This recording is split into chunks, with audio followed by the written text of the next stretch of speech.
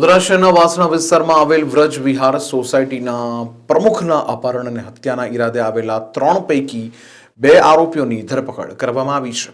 વડોદરા શહેરના વાસણા વિસ્તારમાં આવેલ વ્રજ વિહાર સોસાયટીના પ્રમુખ પ્રકાશ પટેલને ગંભીર રીતના માર મારવામાં આવ્યો હતો.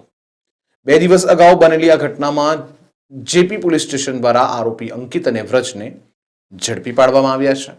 આરોપી વિરુદ્ધ મૃત્યુ નિપજાવવાના ઈરાદે અપહરણ કરવાની કલમો હેઠળ ધરપકડ કરવામાં આવી છે. જ્યારે આજે આ બંને આરોપીઓને વડોદરાના નામદાર કોર્ટમાં રજૂ કરવામાં આવ્યા હતા. પોલીસ વિભાગ દ્વારા 7 દિવસના રિમાન્ડ માંગ્યા હતા, જ્યારે નામદાર કોર્ટે 3 દિવસના રિમાન્ડ મંજૂર કર્યા છે. સાથે પોલીસે આ ઘટનાની ગંભીરતાને ધ્યાને રાખી વધુ તપાસ પણ હાથ ધરી છે. જેપી પોલીસ સ્ટેશન વિસ્તારમાં એક વ્રજ વિહાર સોસાયટી આવેલ છે. એના પ્રમુખ છે પ્રકાશભાઈ પટેલ.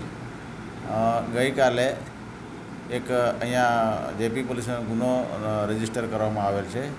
એમાં જે પ્રકાશભાઈ પટેલ છે એને આઈ લવ વડોદરા એ બોર્ડ મારે છે, ત્યાં આ જે આરોપીઓ છે એમણે ત્યાં બોલાવી અને એની ગાડીમાં બળજબરીથી બેસાડી અને લઈ જઈ એને માર મારેલ અને ગંભીર ઈજાઓ પહોંચાડેલ.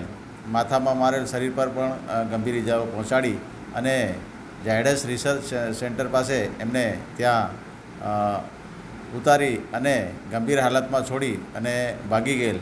જે બાબતે ગઈકાલે જેપી પોલીસ સ્ટેશનમાં ગુનો રજીસ્ટર થયેલ છે. જેમાં આ જે બનાવ બનેલ છે એ કૂતરાઓને તમે કેમ મારો છો એમ કહી અને આ 3 જણા એમનું બળજબરીથી લઈ જઈ અને એને મારીને ગંભીર ઈજાઓ પહોંચાડી અને ત્યાં છોડીને જતા રહેલ છે.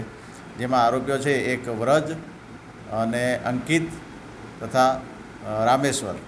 જે પૈકીના અંકિત અને વ્રજને ધરપકડ કરવામાં આવેલ છે. મહત્વની બાબત છે જ્યારે પોલીસ ક્રાઇમ અટકાવવાનો પ્રયાસ કરતી હોય બીજી તરફ આ પ્રકારની ઘટનાઓ સામે આવતી હોય છે ત્યારે હવે પોલીસ કઈ દિશામાં, કારણ કે 3 જણા 3થી વધુ પણ લોકો હોઈ શકે છે, તે દિશામાં તપાસ ચાલી રહી છે? હા, હાલમાં ગુનાની તપાસ ચાલી રહેલ છે. આરોપીઓના 3 દિવસના રિમાન્ડ નામદાર કોર્ટમાંથી મેળવી અને એની ગહન પૂછપરછ કરી અને આગળની તપાસ હાલમાં ચાલુ રહેલ છે. જે સમય પકડાયા સમયે કોઈ નશાની હાલતમાં હતા કે કેમ આ લોકો? ના, નશામાં નહોતા. કયા કલમ હેઠળ આ લોકોને અટકાયત કે ધરપકડ કરવામાં આવે છે? એમને મૃત્યુ નિપજાવવાના ઈરાદે અપહરણ કરવા બાબતની કલમ તથા મહાવ્યથા અને એકબીજાની મદદગારી બાબતની કલમ મુજબ ગુનો દાખલ કરવામાં આવે છે.